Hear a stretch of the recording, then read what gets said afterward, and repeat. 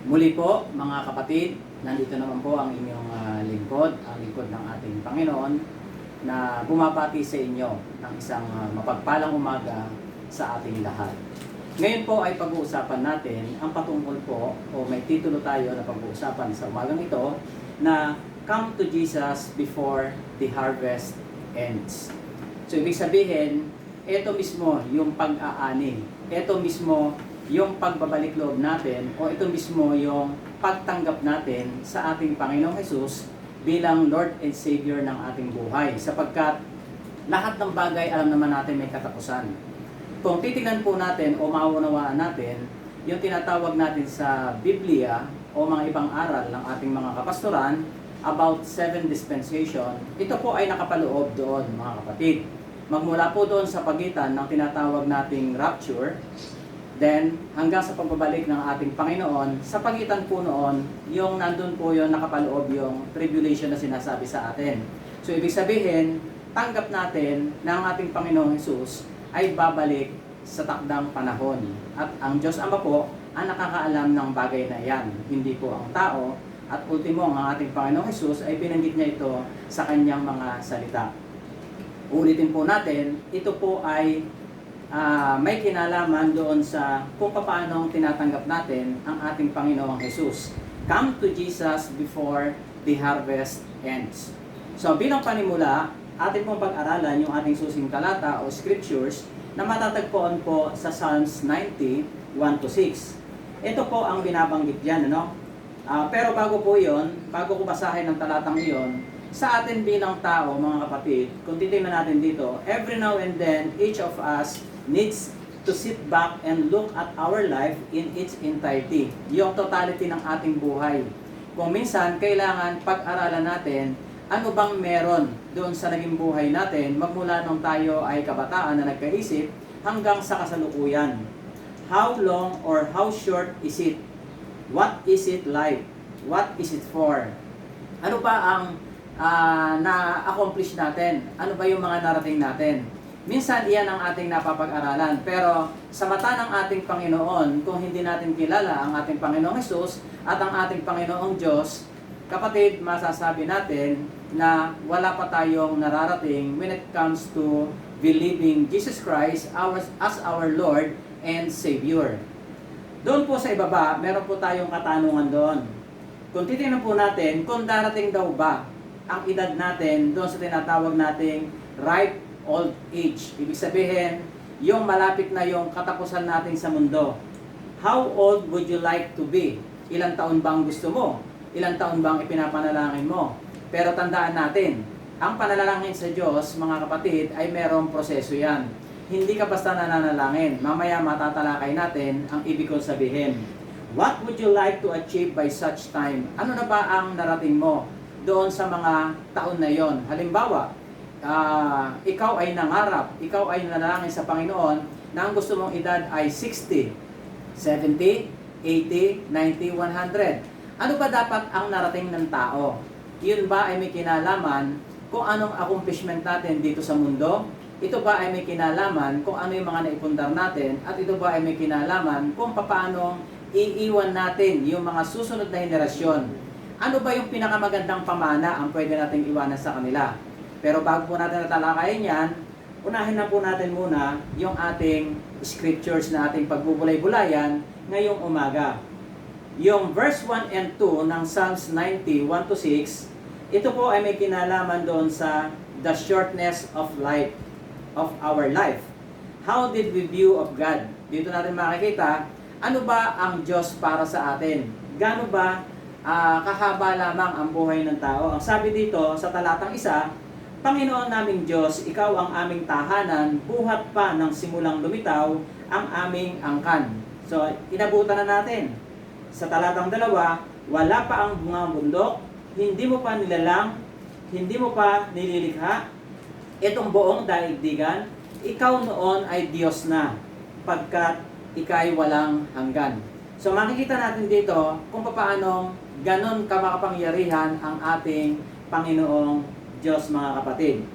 Kung titingnan natin ngayon, ano ba si Jesus sa atin? Ano ba ang Panginoon Diyos sa atin? God is complete in Himself. Kompleto siya. Whether we believe Him or not, God is God. Anong sinabi sa Job 41:11? Sa talatang 11 ng Job, sinong lulusog sa Kanya at hindi mamamatay? Walang makakagawa nito sa buong sanlibutan. Sapagkat ang Diyos natin ay makapangyarihan. Siya ang nakakalam lahat ng bagay at ang Diyos natin ay natatagpuan sa lahat ng dako. Iyon ang kailangang panghawakan natin. Walang po pwedeng tao lamang o karaniwang tao lamang ang makahihigit sa ating Diyos na makapangyarihan. God is complete in Himself, sabi natin. Pero ano pa ba yung pwede natin masabi sa ating Diyos? God is self-existent. So ibig sabihin, andyan na siya. Siya na nga ang lumikha eh. God is our creator. Even ourselves, i-create lang tayo ng Lord. We are special created being, ang sabi natin. Everything belongs to God. Every human being is His also. Ano ang sinabi sa Ezekiel 18:4? Sabi sa talatang 4 ng Ezekiel, kabanatang 18, akin ang buhay ng lahat ng tao, maging sa ama o sa anak. At ang kaluluwang magkasala ay mamamatay. So ibig sabihin, kung tayo ay makasalanan, ultimong kaluluwa natin ay mamamatay. Ngunit, inaralan natin ng mga nakaraan, sabi nga natin, na ang kapangyarihan ng kamatayan ay mawawala sa atin yan. Ibig sabihin, kung tayo mismo sa sarili natin, ay alam natin tayong lahat ay nasa Panginoong Jesus na. Ano naman ngayon ang tao sa pananaw ng ating Panginoon at sa pananaw natin? Man is independent. Ang sabi doon sa verses na binasa natin kanina, from 3 to 6, ito po ang sinasabi, talatang 3.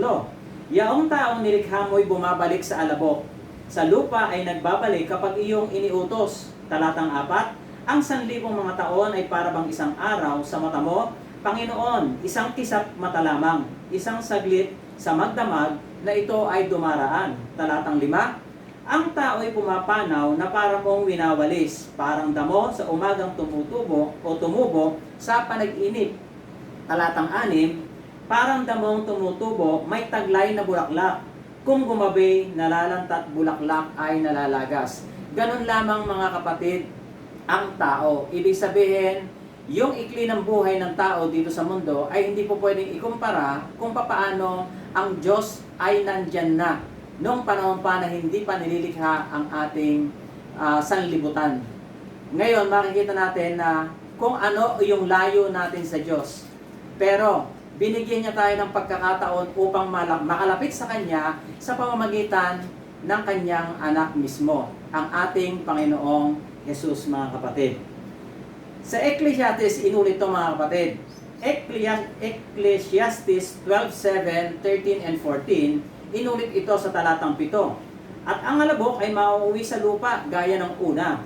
At ang diwa ay mababalik sa Diyos na nagbigay sa kanya. Talatang 13, ito ang wakas ng bagay. Lahat ay naririnig. Ikaw ay matakot sa Diyos at sundin mo ang kanyang mga utos sapagkat ito ang buong katungkulan ng tao. Ibig sabihin, ang buong katungkulan pala ng tao ay hindi yung i-improve yung kanya sarili. Kung hindi, sumunod sa mga utos ng ating Panginoong Jesus, mga kapatid. Iyon ang kabuuan ng sinasabi ng talatang ito. Ang pagsunod sa ating Panginoong Jesus ay ating katungkulan.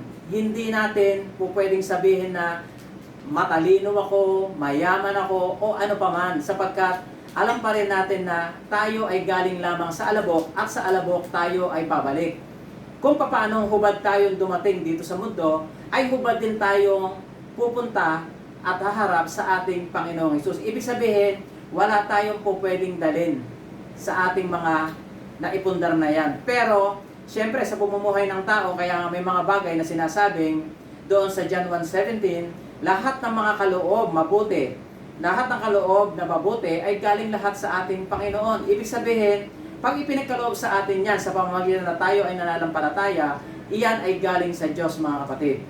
Ngunit, kung wala tayong pananampalataya at yumaman lamang tayo na abot sa talino natin at sinasabi natin sa ating sarili na hindi ang Diyos ang nagbigay sa atin o nagkaloob nito, kapatid, iyan ay galing sa kalaban ng Diyos, mga kapatid. At alam na natin yan kung sino yan. Doon sa talatang 14, sapagkat dadalhin ng Diyos ang bawat gawa sa kahatulan, pati ng bawat kubling bagay, maging ito'y mabuti o maging ito'y masama. Ito ang sinasabi sa Ecclesiastes, mga kapatid.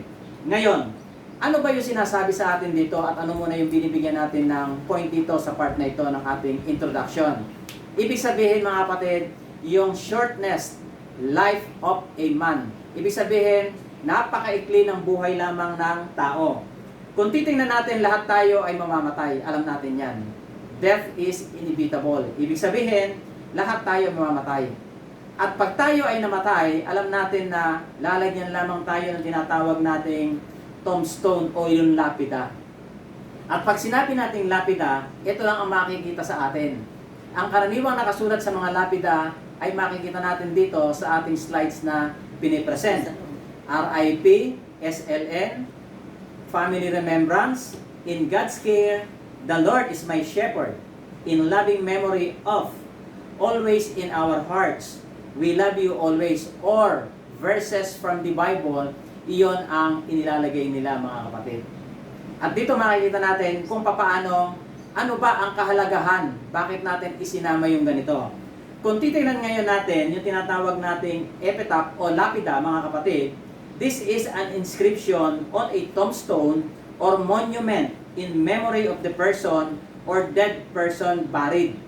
Ibig sabihin, ito yung mga nasusulat. O yung lapida na sinasabi natin, lagdang nasusulat sa pinaglibingan. Kung titignan natin at uunawain natin yung mga nakasulat dito, ang sabi dito, in loving memory of the name of dead person. From June 8, 1938 to yung hyphen, May 26 to 2010. Ang ilagay niya verse, mga kapatid. For to me to live is Christ and to die is gain. Ibig sabihin, ang mabuhay ay kay Kristo at ang mamatay ay pakinabang. Iyon ang kanyang isinulat. Pero mga kapatid, sa atin, sa lahat ngayon ng mga nakikinig, ano ba yung sinasabing lapida na ito, mga kapatid? Kung papansinin natin yung hyphen na nakalagay dyan sa pagitan ng taon ng pagkapanganak mo at pagkamatay mo ay napakahalagang bagay ng hyphen na yan, sapagkat yan ang magdetermine ng buhay mo, mga kapatid. Yung hyphen na yan. Ano ba yung sinasabing hyphen, mga kapatid? Iyan mismo ang sinasabi sa ating a punctuation o yung tinatawag nating dipling used between parts of a compound words. So ibig sabihin, compound words, pinagdugtong niya. Dito ay natagpuan natin ito doon sa m.definition.com translate. At kung titignan natin sa Bible perspective, that hyphen means life. Ibig sabihin, iyon lamang, yung hyphen na iyon ang katumbas natin kung paano tayo nabuhay dito sa daigdig, mga kapatid. And what is life na sinasabi sa atin? This is the period during which something is functional. Ito yung sinasabi sa ating between birth and death. Pag sinabi sa ating between birth and death, yung nakapagitna doon ay functional. Kailangan, ibig sabihin, nagpa-function tayo. Kailangan meron tayong ginagampanan. Kailangan gumagalaw tayo. Ano yung dapat nating gampanan? Sabi sa ating kanina doon sa talatang binasa natin. Ang katungkulan ng tao, ang sabi sa atin doon, ay sumunod sa mga utos ng ating Panginoon. No more, no less, mga kapatid. Hindi yung accomplishment na natanggap natin, hindi yung accomplishment na naabot natin. Hindi yung talinong nasa atin, kung hindi dapat yung karunungang ipinagkaloob sa atin ng ating Panginoong Diyos, mga kapatid. And that hyphen is life. At ano ba yung sinasabing functional na yan? Paano ka magiging functional? Ang sabi sa atin. Ito ngayon ang makikita natin doon sa mga talata. Ang sabi doon, to become functional, the man needs to worship. Ibig sabihin, kailangan nating mag-worship sa ating Panginoon. Kailangan sambahin natin ang Panginoong Hesus, mga kapatid. It generates a desire to show mercy and to express forgiveness. It enables you to joyfully accept all that God has provided by His grace. Lahat ng bagay na nasa atin, kapatid, dapat iyon ay makita natin. Iyon dapat ay ma-appreciate natin dahil iyon sa biyaya ng ating Panginoon. And it results faith or belief, repentance, confession, and water baptism. Dito ngayon pumapasok mga kapatid yung tinatawag nating principle of salvation. Ano ba yung ibig sabihin yan? Faith or belief, repentance, confession, and water baptism can be equated now to salvation. And the time for salvation is now. Kung narinig natin ang mensahe nito, kailangan makumpleto natin yung apat na yon ang sinasabi sa atin. Yung faith or belief, repentance, confession, and water baptism, kailangan daanan natin lahat yan para makumpleto natin. Sapagkat ang pagkakapako ng ating Panginoong Hesus ay tinubos lamang yung ating mga kasalanan. Ginawa niya tayong malinis. At pag tayo ay malinis na, kailangan ngayon, naandun na yung pananampalataya natin. Naandun na yung pagtitiwala.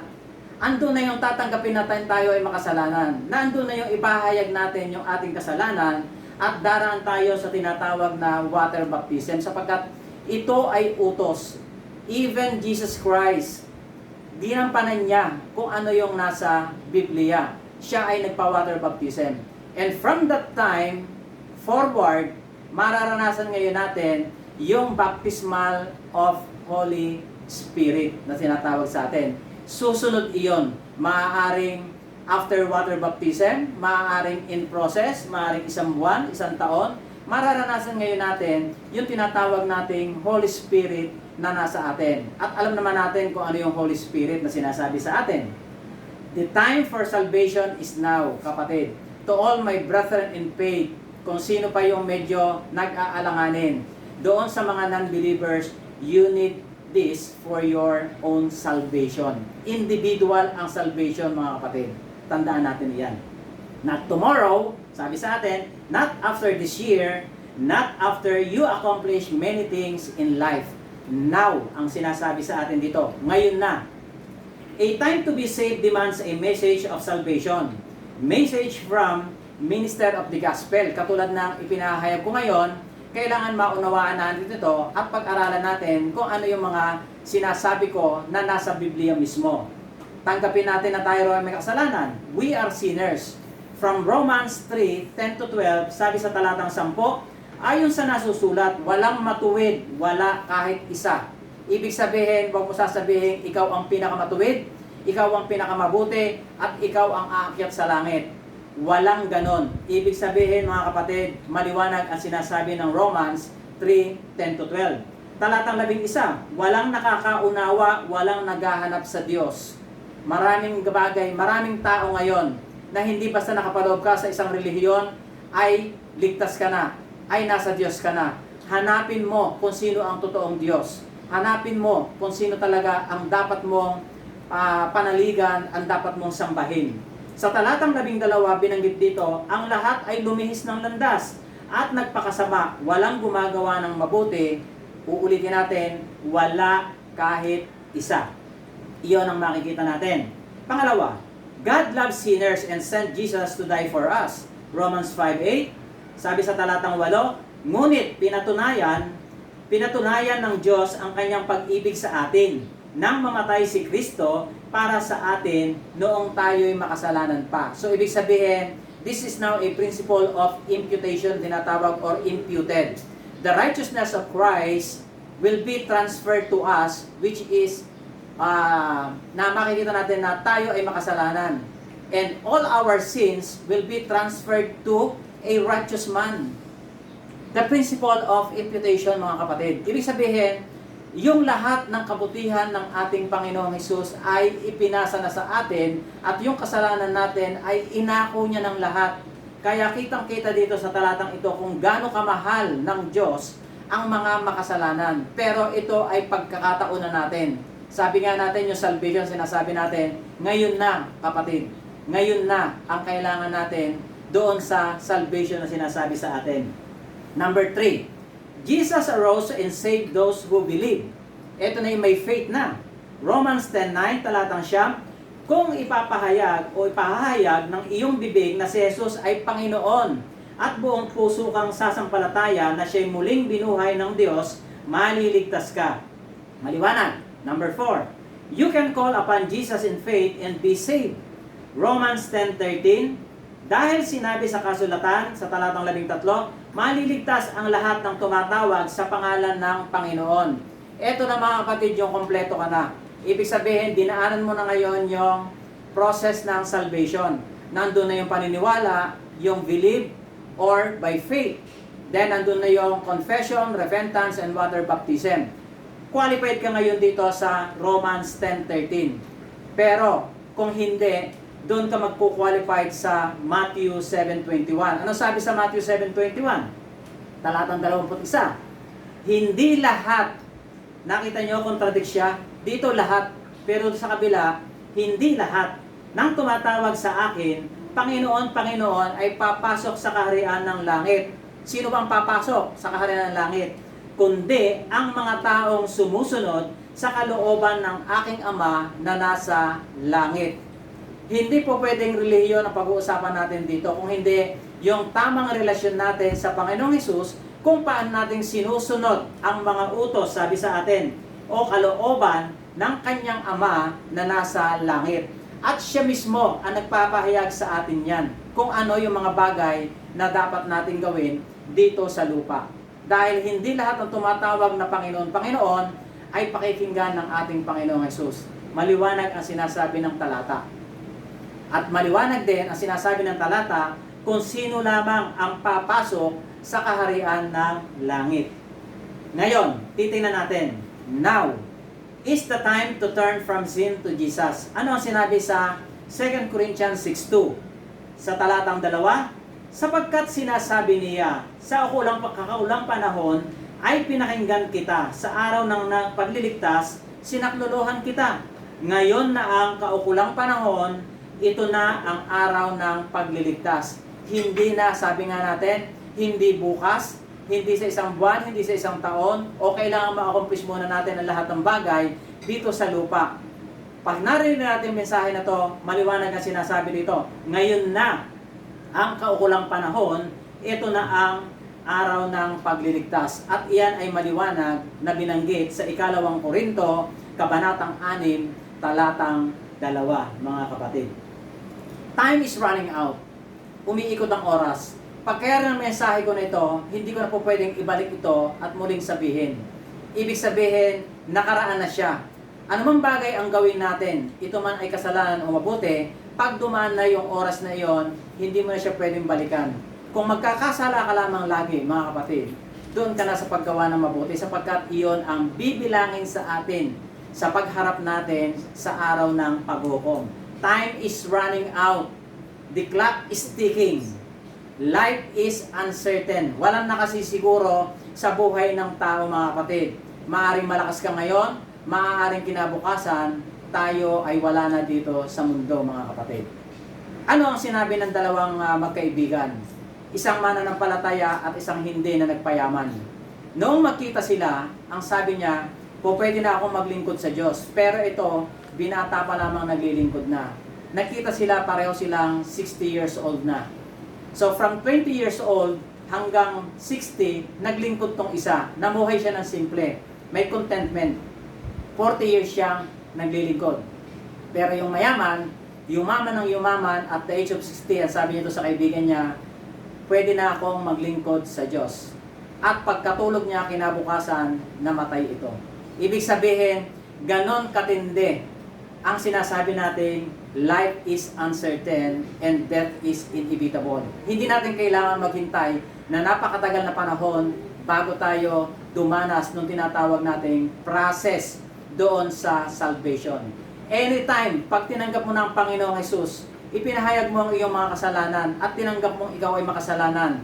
Anytime, kahit sinong pastor sa buong mundo, pwede kang magpa-water baptism, kapatid. Iyon mismo ang kakumplituhan kung paano maitatama natin ang relasyon at hindi ang relihiyon. Ang relasyon sa ating Panginoong Hesus. Because Jesus is coming soon. Walang nakatitiyak, pero sabi nga natin, darating at darating ang panahon na yan. Romans 1:28-31, ito ang sinasabi. Kung hindi natin makikita ang katwiran at kabutihan ng Diyos, tayo ay magiging alipin lahat ng kasamaan. Ano sinabi sa talatang 28? Dahil ayaw nilang kilalanin ang Diyos, hinayaan sila ng Diyos sa masasamang pag-iisip at sa mga gawaing kasuklam-suklam. Talatang 29, naging alipin sila ng lahat ng uri ng kasamaan, kabuktutan, kasakiman, maruruming pag-iisip, pagkainggit, pagpaslang, pagtatalo, pandaraya, at masasamang hangarin. Sila'y naging mahilig sa chismis. Ito yung chismis mga kapatid sa mga kanto-kanto, usap-usapan. Pero kapatid, ibig sabihin sa pamamagitan ng mga social media, iyan po ay pinamodernong chismisan lamang. Kaya ingatan natin ang paggamit ng social media mga kapatid. Modernong chismisan ang social media, ang mga FB. Kung mayroon tayong ipahahayag na makakasira o makasasama ng kalooban ng ating kapwa, huwag na nating paraanin sa mga social media mga kapatid. Talatang 30, mapanirang puri, nasusuklam sa Diyos, walang kapakundangan, mapagmataas, mayayabang, mapagkatha ng kasamaan at suwail sa magulang. Sila'y naging mga hangal, mga taksil, mga walang puso, at di marunong lumingap sa kapwa. Come to Jesus before the harvest ends. Iyon ang ating titulo kanina. Kailangan mga kapatid, ngayon na mismo. Sabi nga natin, dumadaan na tayo doon sa tinatawag natin sa pagitan ng rapture na tinatawag natin at yung pagdating ng ating Panginoon. Ano nasa pagitan ng ulitin natin? Tribulation. Ibig sabihin, baka nararanasan na natin ngayon yan.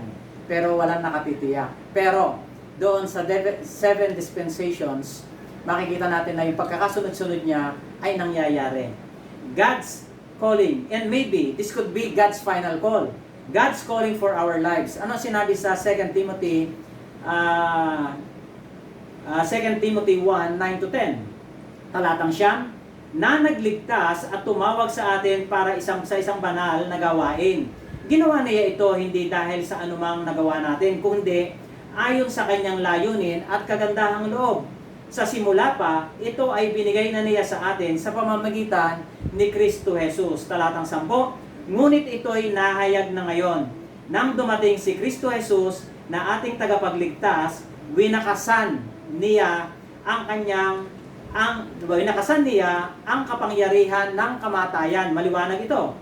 Winakasan na ang kapangyarihan ng kamatayan. At inihayag ang buhay na walang hanggan sa pamamagitan ng magandang balita. Ano mang naririnig natin ngayon, these are all good news. Ibig sabihin, mabuting balita. Good news mga kapatid, ang mga naririnig natin. Kaya ipagpasalamat natin ang lahat ng bagay na ito. Ano mang bagay mga kapatid ang narinig natin ngayon at pinagbulay-bulayan, dalangin natin na ito ay matiim sa ating matimo sa ating malalim na bahagi ng ating buhay at ating puso at isipan. Dalangin ko po sa inyong lahat na lubos nating naunawaan ang mga bagay na ito. Sapagkat anumang bagay ang sinabi natin kanina, anumang bagay ang pinahayag natin, kailangan mga kapatid, ito ay isa puso natin. At pilitin natin i-share. Sabi nga natin, kailangan makumpleto natin yung process ng salvation. We are redeemed already. Ibig sabihin, binigay na natin o kinuha na ng ating Panginoong Hesus ang lahat ng kasalanan ng tao. Ang kailangan lamang natin ay pananampalataya, faith or believing, mga kapatid. And after that, confession and repentance, then water baptism. So, kompleto na ngayon yung inyong kaligtasan. Kompleto na ngayon yung tinatawag nating salvation. At oras, mga kapatid, ang napakahalaga sa atin. Bakit? Sabi nga natin, before the harvest ends, mga kapatid, kailangan masama tayo doon sa nagtitiwala sa ating Panginoong Hesus bilang ani ng ating mga kaluluwa papunta sa ating Diyos, mga kapatid. Sana mga kapatid, naunawaan natin lahat ang ating pinagbulay-bulayan. Ito po ang inyong lingkod, Pastor Alfredo D. Valentos, in behalf of the Word of Hope Assemblies of God Church under the Philippine Bethelite Assemblies of God Incorporated at yung aming senior pastor, Pastor Christopher A. Ballester. Muli po, bumabati po sa inyo ng isang mapagpalang umaga sa ating lahat. God bless you all.